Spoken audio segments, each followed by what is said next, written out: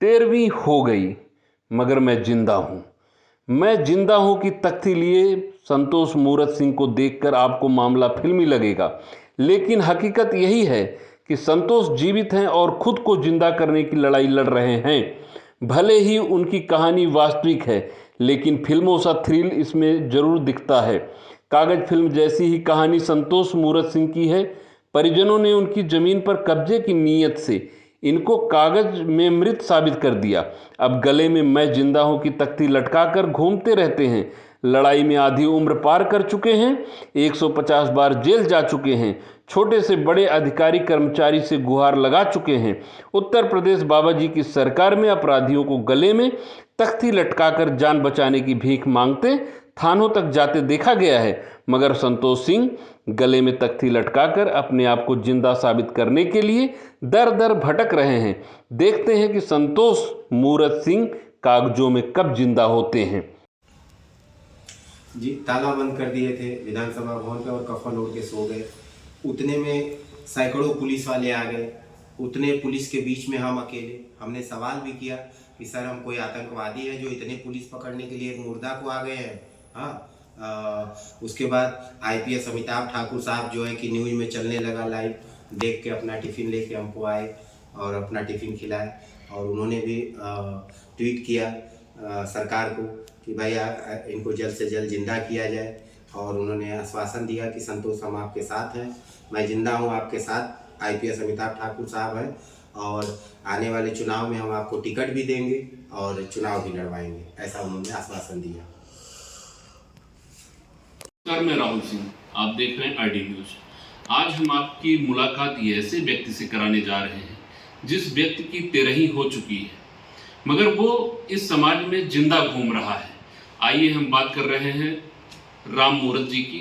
लीजिए इनसे बात करते हैं। जी, सर्वप्रथम आपको प्रणाम, लोकतंत्र के चौथा स्तंभ मीडिया को।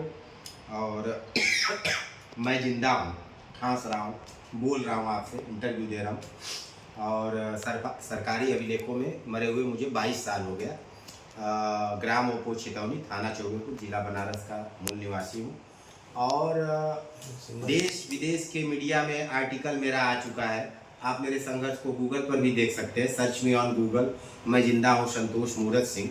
उसके बावजूद भी मुझे जिंदा नहीं किया जाता है। कोई भी वीवीआईपी मूवमेंट होता है, पुलिस प्रशासन उठा के मुझे जेल यात्रा करा देती है। 151 में 151 बार हमारा जेल यात्रा हो चुका है, लेकिन जिंदा नहीं करते हैं। और बीच में डिबेट पे जो है कि नेता मंत्री डिप्टी सीएम केशव प्रसाद मौर्य जी बैठे हुए थे न्यूज़ नेशन चैनल पे। उनसे एंकर महोदय ने पूछा, हमारी तरह ऐसे हजारों मुर्दा बैठे थे डिबेट पे, उनसे एंकर महोदय ने पूछा कि सर इतने कागजी मुर्दों के बीच में आप बैठे हैं, आपको डर भय नहीं लग रहा है? तो उनका कहना था कि नहीं, इन कागजी मुर्दों के साथ हमारी सिंपैथी है और संभवतः इनको जो है कि कांग्रेस में मरे हैं, बीजेपी में जिंदा कर दिया जाएगा। तो हम कहें कि देखो साहब, यहाँ भी राजनीति कर रहे हैं मुर्दों पे भी। कहने का मतलब साहब, हम किसी भी सरकार में मरे हैं, अगर आपकी सरकार है तो आपका दायित्व नहीं बनता है? आप नहीं जिंदा करोगे? मतलब हम कांग्रेस में मरे हैं तो कांग्रेस की सरकार आएगी तभी जिंदा होंगे? तो ये लोग का मतलब नाचे न आवता मनवा टेढ़ा, वही स्थिति है साहब। और आए दिन आप लोग लोकतंत्र के चौथा स्तंभ मीडिया, इतना इलेक्ट्रॉनिक मीडिया, प्रिंट मीडिया हमेशा हमारा छपते रहता है, आते रहता है, उसके बावजूद भी हमें जिंदा नहीं। अच्छा संतोष जी, आप मुर्दा कैसे हुए? ये साहब 1988 में हमारे पिताजी आर्मी में थे। रिटायरमेंट के बाद 1988 में उनका देहांत हो गया। उस समय हम नाबालिग थे, उम्र उसमें दर्शाया गया है 7 से 8 वर्ष। और विधवा माताजी, हमारे माताजी का नाम मीना सिंह, विधवा मीना सिंह और पुत्रगण संतोष, नाबालिग तौर पे वरासत 1988 में ऑन प्रॉपर्टी हो गई थी। माताजी का देहांत 1997 में, पिताजी का 1988 में। नाम चलते आ रहा था नाबालिग तौर पे ही मेरा, सन 2003 तक नाम चलते आया। उसी बीच में दरमियान में फिल्म स्टार नाना पाटेकर साहब 5 फिल्म की शूटिंग के लिए हमारे गांव छितौनी आए। उनसे मेरी मुलाकात हुई, हमने कुछ कुकिंग करके उनको खिलाया, उनको पसंद आ गया। बोले बेटा आप फौजी के बेटे हो, आप मेरे साथ बम्बई चलो और आप मेरे साथ काम करो। हमें भी बोले इतना बड़ा स्टार ऑफर किए तो हम चले गए साहब के साथ। और वहाँ चले गए तो 3 साल हम वहीं रह गए, आए नहीं।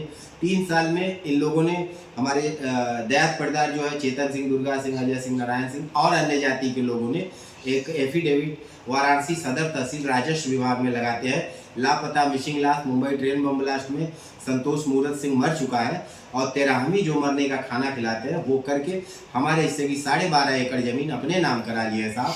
तब से लेके अब तक हमें साबित कर रहे हैं कि मरे नहीं, हम जिंदा हैं, लेकिन आज तक हमको सरकार जिंदा नहीं किया है। और नहीं तो लाठीचार्ज, जेल यात्रा, नज़रबंद ये सब कर रही है। अच्छा, मुर्दा बनाने में आपको किसका हाथ है? इसमें देखिए, सर्वप्रथम तो राजस्व विभाग का एक खेला है जी। यमराज का काम करना राजस्व विभाग शुरू कर दिया है, न्यायपालिका जिसे कहते हैं। अगर चित्रगुप्त का दायित्व तो आपका कहना है कि जी। कार्यपालिका ने जी किया है। जी, जैसे ही आप रिश्वत का ईंधन इनके मुंह में डालेंगे वैसे ही आपका डेथ सर्टिफिकेट इशू कर देंगे। साक्षात मतलब ये साफ शब्दों में कह सकते हैं यमराज का काम ये लोग। आप रिश्वत दीजिए, आपको डेथ सर्टिफिकेट क्या, आप ताजमहल बेच दे या कुछ कह दे, भाई रिश्वत है तो कुछ भी हो सकता है। तो ये चीज़ ये लोग करते हैं। अब होता क्या है कि रिश्वत लेके इन्होंने मृतक तो लिखा दिया, लेकिन जब जिंदा करने जाएंगे तब इनका चिट्ठा खुलेगा। तो ये लोग का सोचना ये होता है कि एक अगर मरा है तो कहीं अगर मुझे जिंदा कर देते हैं तो जितने आला अधिकारी हैं उन पे जांच बैठेगी, वो सस्पेंड होंगे। इसलिए भी मुझे जिंदा करने में ये लोग थोड़ा आग पीछ कर रहे हैं, क्योंकि मुझे जैसे ही जिंदा करेंगे सरकारी महकमे के काफ़ी लोग सस्पेंड होंगे, जेल यात्रा होगी। हमने ये सुना है कि आपके साथ एक वाकया हुआ है, वो लखनऊ में हुआ था या कहीं और हुआ था? क्या? जो कि विधानसभा के सामने आपको लेटे हुए थे, हाँ, तो विधानसभा फोर्स आ गई थी, तो उसका क्या था उसका वो? साहब अब देखिए, हम बनारस से दिल्ली से भटकते, किराया है, भाड़ा है, नहीं है, खाए हैं, पिए हैं, नहीं, ऐसे ही आ रहे हैं, नहाए हैं, नहीं नहाए। उसके बाद अगर इतना संघर्ष के बाद अगर आदमी किसी भगवान के मंदिर में पहुंचता है, अगर दर्शन ना हो तो कम से कम माथा तो टेक ले।